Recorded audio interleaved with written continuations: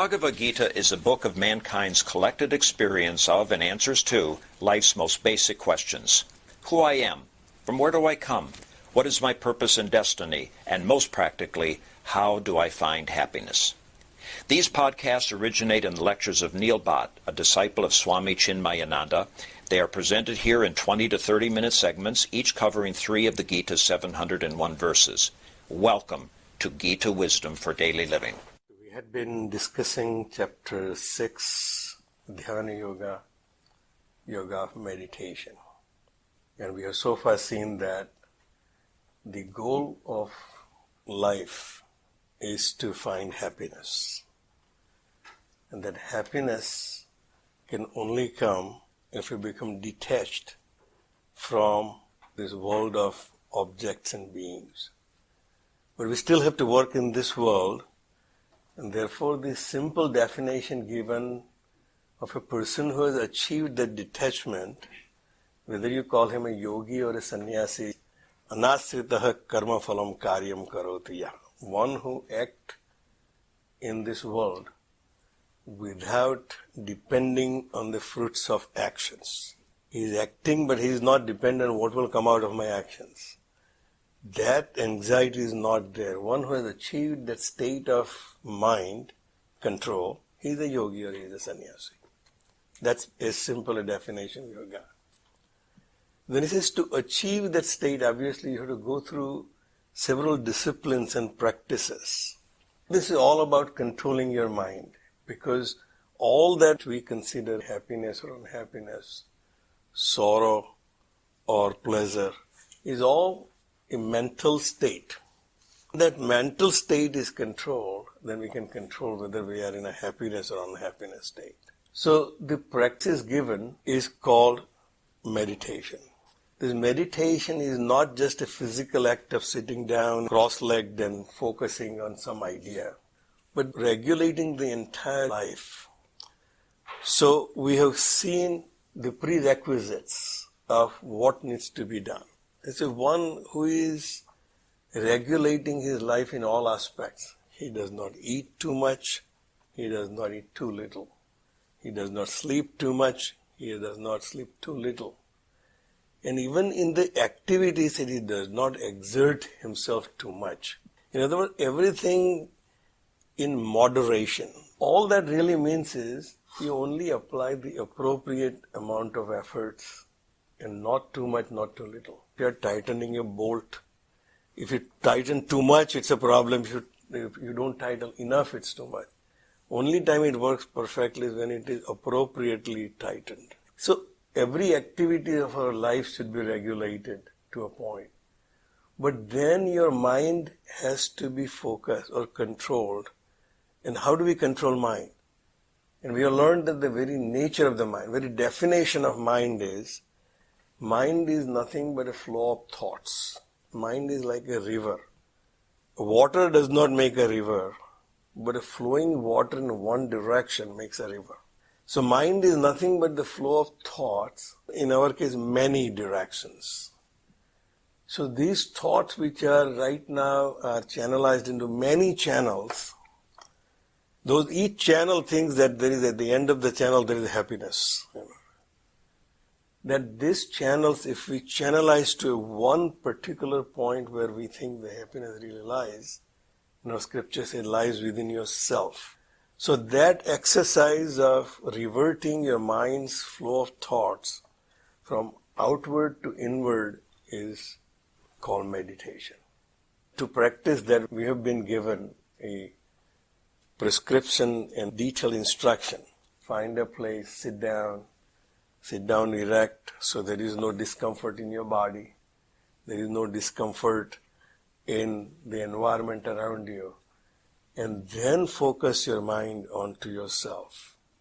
That peace which you experience during that inward journey is yourself. And as the meditators of all ages have said, once you experience that peace, you will like to experience that over and over again.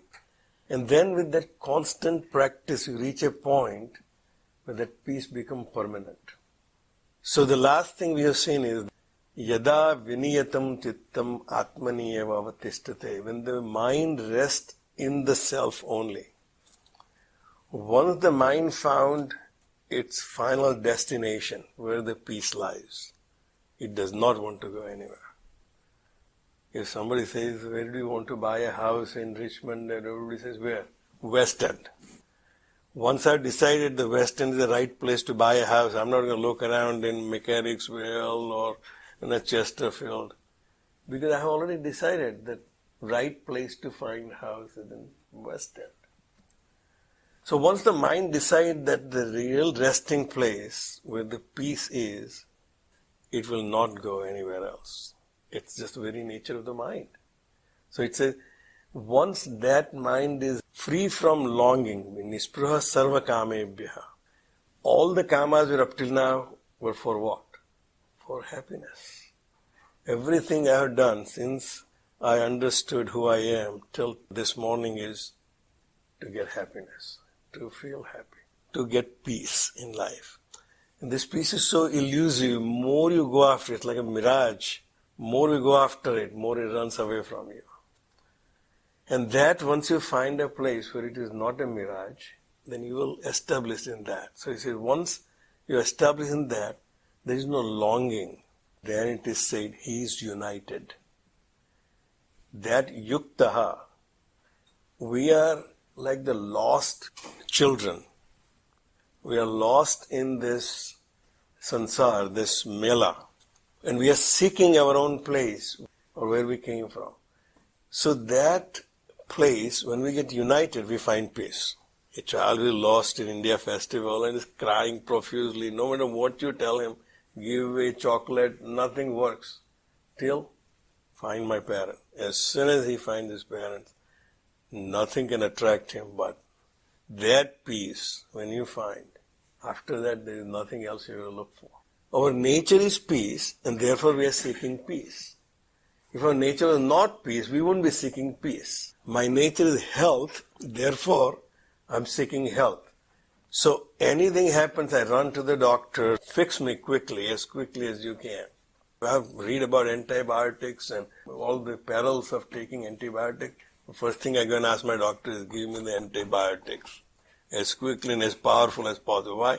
I want to get rid of whatever that is not health as quickly as possible. Because my real nature is health. My real nature is not unhealth. So I'm always seeking what my true nature is. My true nature is peace. And everything else in this world is giving me unpeace. And once I unite with that peace, I'm considered yuktaha. The simile used is, just as in a windless room, the flame of a lamp does not flicker. It remains steady. The mind of a yogi, one who has united with that self, where he found that eternal peace, it does not flicker. Because he does not have any other thought where else to find happiness. He already found it. Yatra uparamate chittam niriddham yoga sevaya yatra cha eva atmana atmanam pasyan atmani tushyate. So when the mind, restrained by the practice of yoga, attains quietude by seeing the self by the self, he is satisfied by the self. All we are seeking all our life is some satisfaction, some peace. We tried everywhere else, but it was never complete. It may come for a while, as I said, BMW. As soon as I get the key of my first BMW in my hand, a complete peace in my mind. No agitation. All that I wanted to achieve, I finally got it. In the next moment, the agitation starts again as soon as he tells me what the insurance would be for this car. But once I found that peace, where in the self, by the self, satisfied by the self. So yogi, once he practices this yoga to find his peace, and he found it, he is now satisfied. That's the final state. So these 4 verses which we are looking at basically describe yoga, what yoga is all about. Because we have this whole notion about yoga, sitting down in a lotus position. Those are all the practices to control your body, mind and intellect.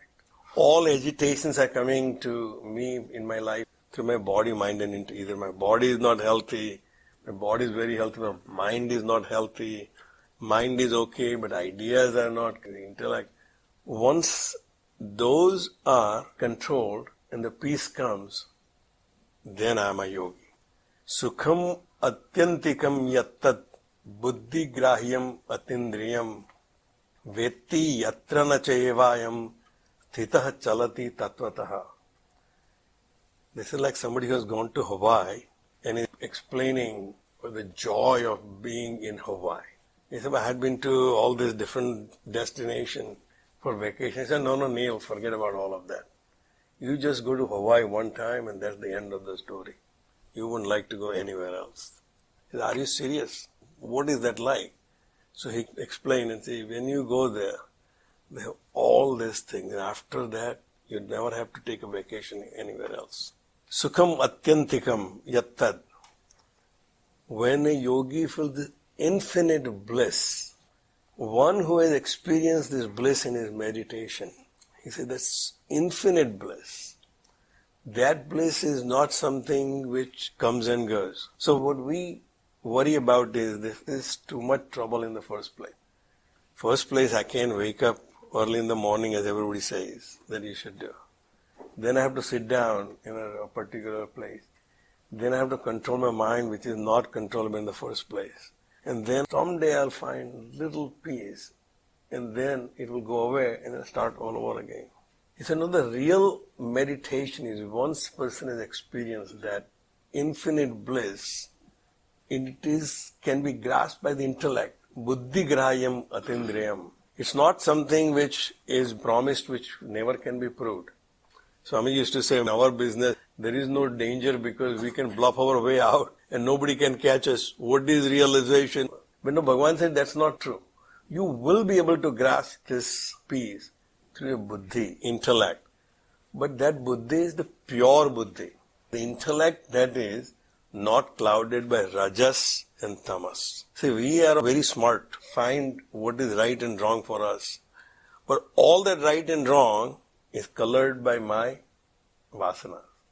What my buddhi says, this is good for you, what is not good for you, is all colored by my experiences and my desires and my vasanas. That intellect, which is pure, will grasp that infinite happiness. Vetti yatra na cha eva ayam sthitah chalati tattvataha. Once buddhi grasps that infinite peace, he will never be shaken from that ultimate reality, tattvataha. He will never be able to think other way around. He will never be able to think happiness lies outside. Because his buddhi has grasped that, the reality, where the bliss is. So that's a state which only you have to achieve one time. Once you achieve that, nobody will be able to shake you off that realization. Once you realize what is reality, once you wake up from your dream, and you realize what the reality is, no matter how much you convince yourself that no, the reality was the one which was I was experiencing the dream. In my dream I was Bill Gates' boss, now I woke up, no matter how much I convince myself that no, I'm actually Bill Gates' boss, that's not going to work. Because once my buddhi has grasped that what I was experiencing was nothing but a dream, as a waker, I will not be able to go back to that. In the same way, the Upanishad says that the waking world is a dream. We have assigned values to all these objects in our waking world, which is happiness.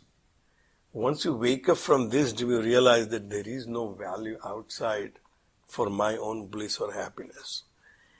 And that you cannot be shaken off. Yam labdhva cha aparam labham manyate na adhikam tataha. Having experienced that, you will realize there is nothing else greater to be achieved. All my life, everything I have done is to find some peace, some happiness. Well, here is ultimate happiness and ultimate bliss. So there is nothing to be gained. If I suddenly wake up and realize that my forefathers used to own the entire real estate in Richmond, it has been always mine, I just did not know. After that, do I have to buy any real estate in Richmond? No. Because everything that is around is mine. Once that bliss comes, that only I exist and nothing else, there is nothing else to gain. So, yam labdva cha aparam labham manyate na adhikam tataha. After that, all other gains are very inferior. And therefore, your mind will never long for anything else. Yasmin sthato na dukkhena guruna api vichalyate.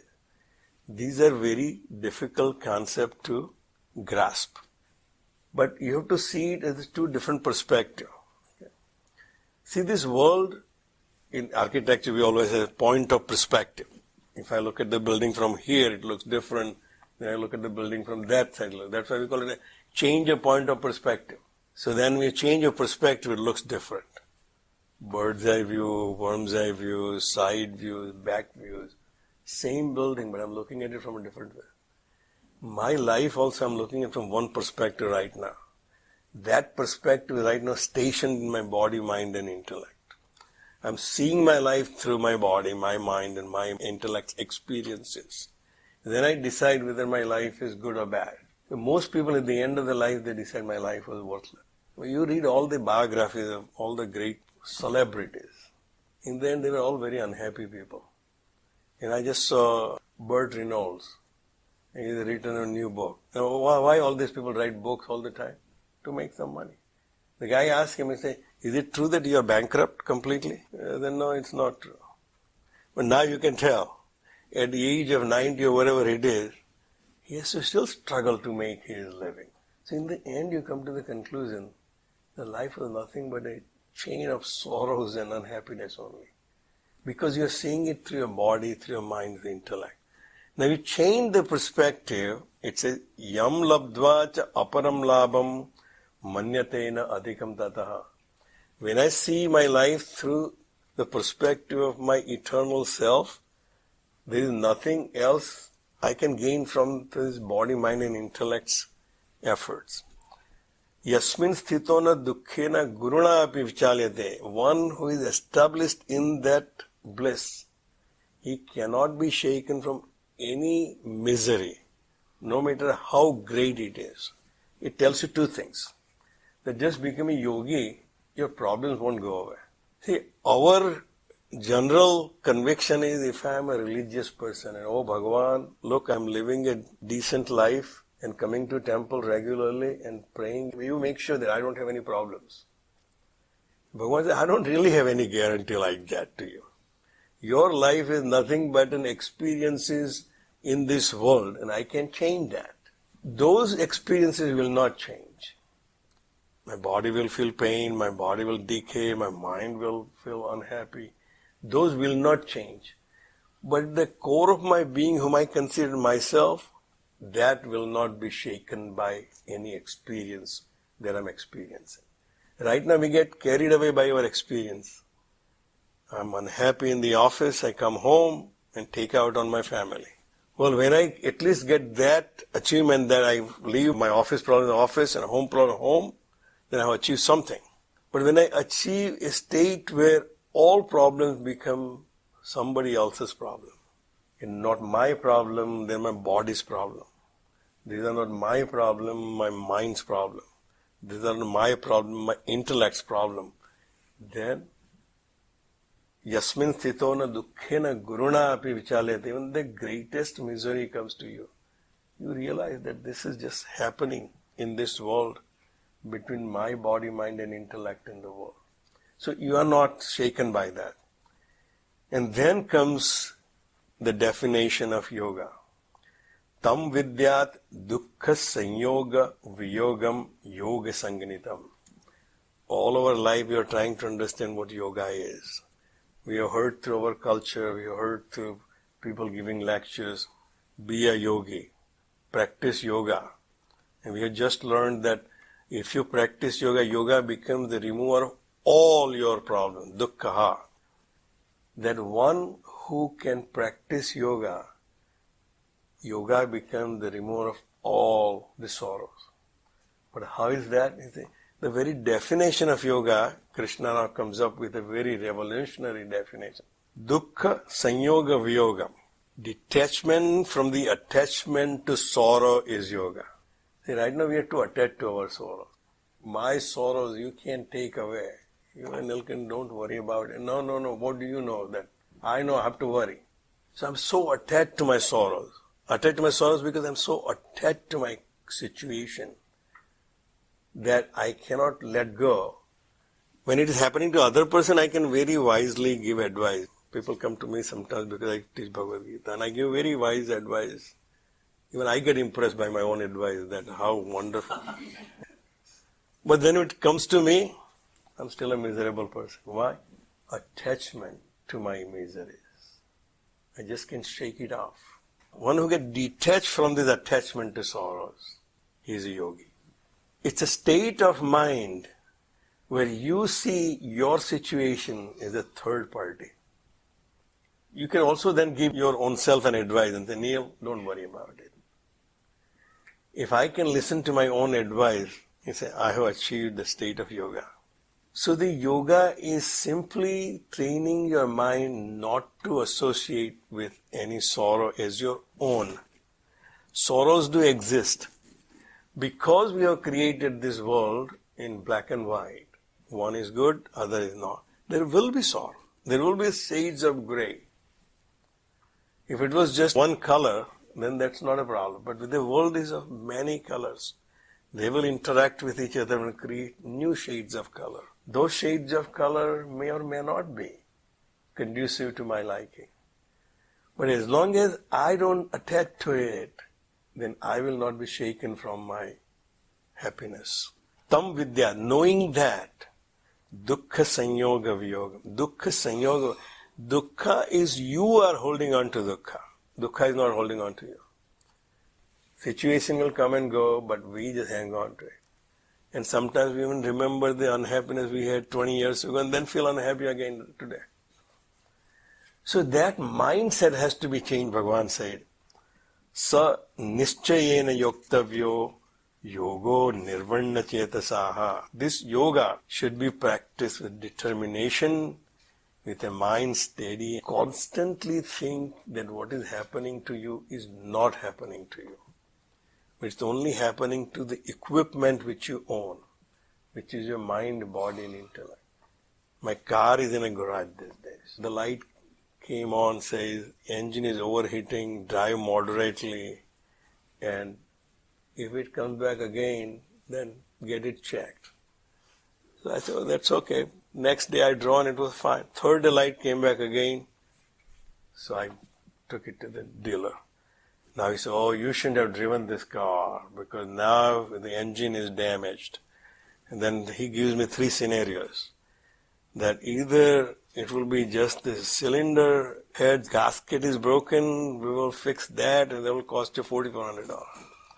Maybe the cylinder head is warped, I will have to change that and it will cost you $5,800. And maybe the engine is now damaged and it's called $14,000.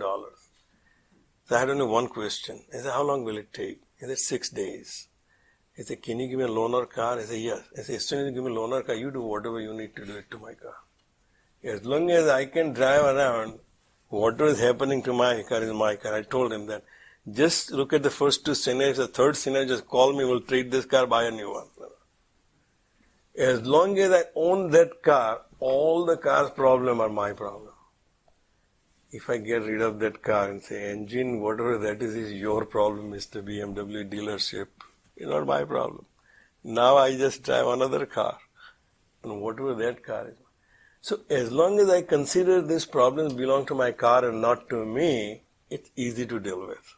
But if I was so attached to my car and say, this is the vintage car and my father bought it, my grandfather gave it to him and now he gave it to me. No, it has.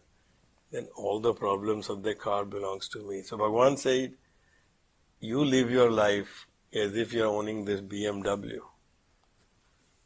and let it do whatever it has to be done. We'll stop right here. If you find this podcast helpful, please support it by donating any amount by going to the episode's website at neilbhatt.podbean.com or at chinmayarichmond.org. Thank you. Om Sarve Bhavantu Sukhina Sarve Santu Niramayaha Sarve Bhadrani Pashyantu Ma Kaschid Dukkha Bhag Bhave. Om Shanti Shanti Shanti. Hari Om. Shri Gurubhyo Namaha. Hari Om.